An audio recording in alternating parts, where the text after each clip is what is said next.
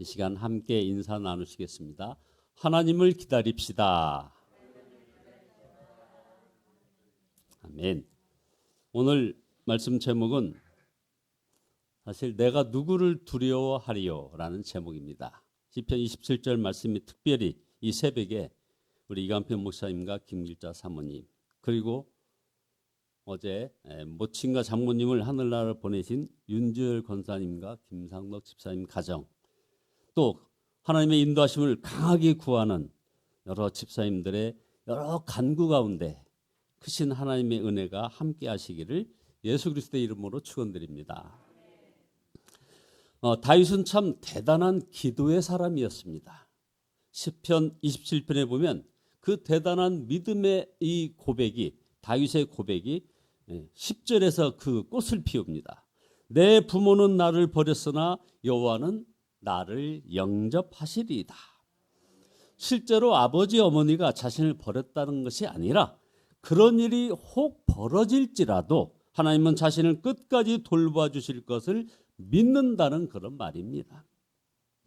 다윗은 지금 아주 치열한 전쟁을 치르고 있습니다. 여러분, 지금 치열한 영적 전쟁을 치르고 계신 여러분들 많이 계십니다. 사실 다윗은 대단한 곤경에 처해 있는 상황입니다. 그래서 2절에 악인들이 내 살을 먹으려고 내게로 왔으나 나의 대적들, 나의 원수들인 그들은 실족하여 넘어졌도다. 그리고 3절에 군대가 나를 대적하여 진칠지라도 내 마음이 두렵지 아니하며 전쟁이 일어나 나를 치려 할지라도 나는 여전히 태연하리로다. 여기 아주 극심한 아주 그 꽃봉오리는 바로 12절입니다. 내 생명을 내 대적에게 맡기지 마소서. 위증자와 악을 토하는 자가 일어나 나를 치려 함이니이다. 자, 이런 위급한 상황 앞에서도 다윗은 이렇게 담대합니다. 그래서 1절에 여호와는 나의 빛이요 나의 구원이시니 내가 누구를 두려워하리요. 6절에 이제 내 머리가 나를 둘러싼 내 원수 위에 들리리니 내가 그의 장막에서 즐거운 제사를 드리겠고 노래하며 여호와를 찬송하리로다. 다윗의 믿음, 다윗의 믿음 하지만 이것이야말로 바로 믿음입니다. 사방에 적으로 둘러싸인 상황입니다. 여러분, 실제 상황인 것을 한번 상상해 보십시오. 자, 우리는 몸만 조금만 아파도, 재정적으로 조금만 어려워도, 인간관계가 좀 힘들어져도 낙심하기 쉬운데 지금 다윗은 아주 당당합니다. 다윗의 이 믿음이 바로 기도에서 나온 것입니다. 시편 27편은 아주 독특한 구조를 가지고 있습니다. 믿음의 선포 그리고 간절한 기도가 서로 막 교차를 합니다. 그래서 1절에서 3절, 5절에서 6절, 13절에서 14절은 다윗의 믿음의 고백이요 또한 선포입니다. 그리고 4절, 7절에서 12절은 다윗의 구체적인 기도입니다.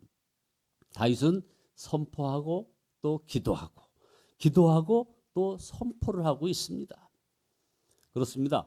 기도를 해보면 믿음이 달라지는 것을 누구나 경험하게 됩니다. 그러나 기도해도 믿음이 생기지 않는 분들도 많이 있습니다. 그렇게 간절히 기도하는데 하나님은 왜 그렇게 응답해 주시지 않으시는지 도무지 하나님을 이해할 수가 없어서 믿음이 흔들리고 시험 드는 분들도 계십니다. 다윗도 하나님이 다 이해가 되어서 믿음을 가진 것은 아니었습니다. 그래서 7절에 이 다윗의 그 의심의 기도가 나옵니다. 여호와여 내가 소리내어 부르짖을 때 들으시고 또한 나를 긍휼히 여기사 응답하소서. 지금 응답이 안 되고 있다는 거 아닙니까? 그게 기도를 하는 겁니다. 9절에 주의 얼굴을 내게서 숨기지 마시고 주의 종을 노하여 버리지 마소서. 주는 나의 도움이 되셨나이다. 나의 구원의 하나님이시여 나를 버리지 마시고 떠나지 마소서. 우리는 여기서 다윗의 말이 이렇게 서로 이렇게 교차가 되고 꼬이는 것을 잠깐 알 수 있습니다. 낙심했다, 믿었다, 그냥 일괄성이 없습니다. 그러나 분명한 것은 다윗에게는 이해할 수 없는 하나님에 대한 그런 믿음이 있었다는 것입니다. 그래서 13절에 내가 산자들의 땅에서 여호와의 선하심을 보게 될 줄 확실히 믿었도다. 자, 지금 하나님의 얼굴을 숨기고 계신 상황인데 지금 주님이 노하고 계신 상황인 것 같은데, 주님이 자신을 물리치신 것 같은데, 그리고 주님이 자신을 버리고 외면한 것 같은 상황인데, 아버지 어머니도 자신을 버린 것 같은데 하나님을 확실히 믿는다고 이렇게 고백하고 있는 것입니다. 누구나 하나님이 이렇게 믿어진다면 문제가 될 것이 없습니다. 언제나 기뻐하며 언제나 감사하며 언제나 하나님의 말씀대로 살 수 있을 것입니다. 그러나 어떻게 이런 믿음을 우리가 가질 수 있다는 것입니까? 역시 기도가 달랐습니다. 다윗의 기도를 살펴보면 다윗은 그저 그냥 간절히 열심히 그리고 안타깝게 그리고 오래 이렇게 기도한 것만은 아님을 우리가 알 수 있습니다. 다윗의 기도에 무엇인가 특별한 것이 있다는 것입니다. 여러분, 전쟁 상황이라면 무엇을 소원할까요? 마땅히 하나님, 적들을 물리쳐 주세요. 이번 전쟁에서 반드시 승리하게 해주세요라고 구해야 할 것입니다. 그런데 이게 일반적인 기도의 패턴 아닙니까? 그런데 다윗은 아니었습니다. 그는 자신에게 단 하나의 소원이 있다고 얘기하고 있습니다. 바로 4절에 한평생 주님의 집에 살면서 주님의 자비로우신 모습을 보는 것, 그리고 성전에서 주님과 의논하면서 살아가는 것, 이게 다윗의 소원이었습니다. 전쟁 중인데도 다윗의 한 가지 소원은 바로 어떤 평안이나 승리나 축복이 아니었다는 겁니다. 여호와의 집에서 바로 예배하는 것이었습니다. 그래서 8절에 주께서 나더러 내게 와서 예배하여라 하였을 때 주님, 내가 가서 예배하겠나이다 라고 대답하였으니, 어떻게 보면 정말 이해가 안 되고 좀 황당해 보이는 말입니다. 어떻게 이런 기도가 나올 수 있습니까?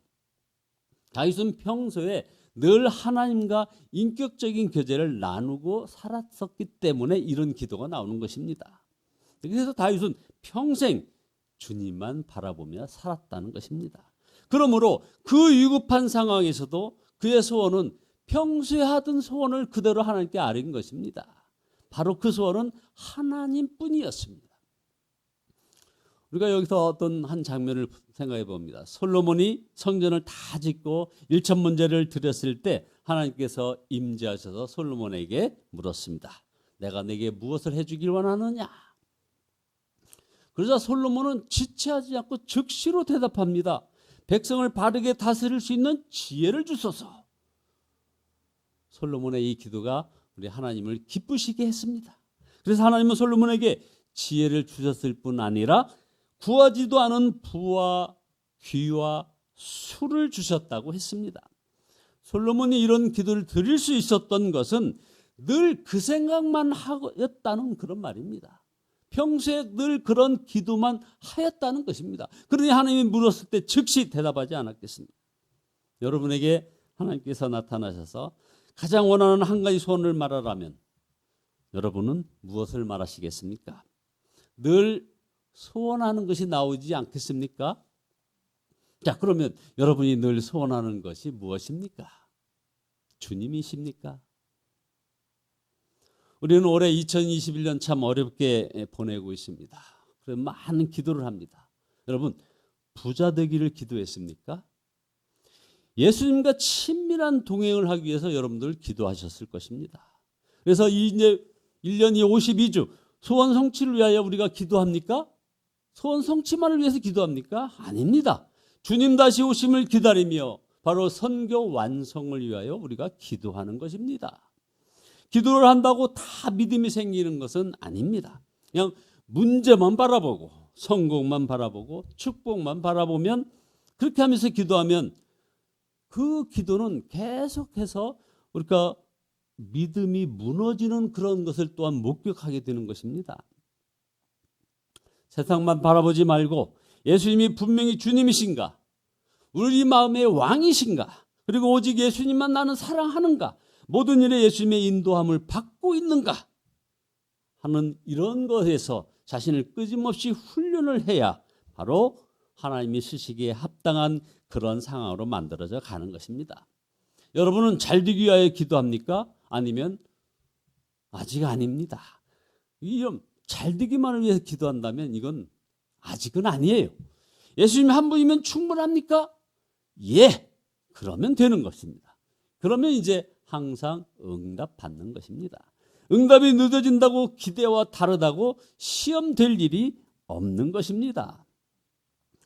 다윗은 마지막 절에서 이런 말씀을 합니다. 14절에 너는 여호와를 기다릴지어다. 강하고 담대하며 여호와를 기다릴지어다. 다윗은 하나님을 이해할 수 없을 때 더욱 하나님을 기다리라고 했습니다. 이것이 바로 믿음입니다. 다윗의 이 믿음의 비결은 4절에 내가 여호와께 바라는 한 가지 일 그것을 구하리니 곧 내가 내 평생에 여호와의 집에 살면서 여호와의 아름다움을 바라보며 그의 성전에서 사모하는 그것이라 라는 그런 기도였습니다. 다윗은 하나님을 다 이해할 수 없었지만 막연한 하나님을 믿은 것이 아니라는 것입니다. 언제나 살아계시고 함께 하시는 하나님을 믿었고 바라보았던 것입니다. 우리도 하나님을 바라보아야 기도를 해도 방향을 알 수 있고 하나님을 함께 하시는 그 하나님을 믿는다는 것입니다. 그래서 우리가 하나님을 바라보며 기도하라는 것입니다. 우리가 하나님을 바라보아야 기도를 해도 방향을 알 수 있다는 이 이야기, 이거 참 우리 성도들이 정말 중요한 도전입니다. 시련을 만나도 견딜 힘이 바로 거기에서 생기는 것입니다. 기도한다고 여러분 모든 환난이 다 면해 주시는 것은 아닙니다. 어떤 때는 환난이 유익할 때가 많기 때문이죠. 다윗에게 사울 왕의 공격, 이방인들과의 싸움은 한동안 계속되었습니다. 다윗이 바로 이 시편 27편의 이 기도를 할 때도 계속해서 사울 왕의 공격은 계속되었습니다. 이방인들과의 싸움은 계속 이어졌습니다. 자, 이것이 다 왕으로서 세워져가는 과정이었다 이 말입니다. 한순간의 어려움이 다 사라졌다면 믿음의 왕이 될 수 없었을 것입니다. 만일 우리가 성공이나 평안이나 축복만을 바라보았다면 끝까지 믿음을 지킬 수 없을 것입니다. 몇 달 전에 제 아내가 내시경으로 뭐 수술이라고 할까지는 없지만 하여튼 수술을 하는 날이었습니다. 수술실에 들어간 아내를 위해서 저는 이제 보호자 대기실에서 제가 뭘 하겠습니까? 기도를 하는 거죠. 기도를 하는데 우리 주님 성령께서 이렇게 제 마음을 터치를 하십니다. 이렇게 질문을 하셨습니다. 저한테 너 힘드냐?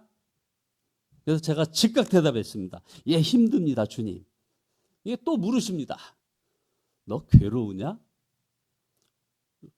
괴롭죠. 즉각 대답했습니다. 예, 괴롭습니다, 주님. 그랬더니 또 물으십니다. 그래서 너 불행하냐? 이 질문에 제가 바로 대답을 못하는 것을 제가 발견했습니다. 잠잠히 생각을 해봤습니다. 그리고 대답을 했습니다. 불행하지는 않습니다. 그랬더니 또 성령께서 또 물으십니다. 그러면 행복하냐? 이 역시 또 즉각 대답을 제가 못합니다. 깊이 묵상을 하게 됐습니다. 그러다가 이제 대답을 해야죠. 물으셨으니. 예, 주님, 저 행복합니다. 생각해 보니 제가 얼마나 행복한 사람입니까? 구원을 받았고 주님과 함께 하시고 또 저의 질병도 고쳐주신 그 하나님이 이제 수술받는 아내 곁을 지키고 있으니 정말 참 행복한 사람입니다. 그래서 예, 행복합니다 하고 이렇게 고백을 하는 순간 정말 거짓말처럼 제 마음속에 어떤 두려움도 고통도 다 사라지고 그냥 감사가 터져 나오는 것을 봤습니다. 여러분, 평소에 주님과 동행하는 자가 되어야 합니다. 온전히 주님을 바라보는 삶을 여러분 시작하시기 바랍니다. 마음의 소원은 오직 예수님 뿐이시기를 예수 그리스도의 이름으로 축원드립니다. 기도하시겠습니다. 아버지 하나님, 주님의 전능하심을 찬양합니다. 아버지여, 그러나 회개합니다. 그저 성공과 평안과 축복만을 바라보았던 저희들의 믿음 없음을 고백합니다. 주여 용서하여 주시옵소서. 이제는 온전히 주님만을 바라보며 십자가 구원을 노래하며 감사하며 나가기를 소원합니다. 저희의 마음의 소원은 오직 예수님 뿐이기를 간절히 소원합니다. 아버지 하나님이여, 모든 어려움 가운데 처해 있는 모든 우리 예수사랑교회 성도들 주께서 그 길을 인도하여 주시고 지켜주시고 오직 예수님뿐입니다 하는 아름다운 고백이, 아름다운 간증이 우리 예수사랑교회에 터져나올 수 있게 복의 복을 더하여 주시옵소서. 예수 그리스도의 이름으로 기도드리옵나이다. 아멘. 찬송가 95장입니다. 95장입니다.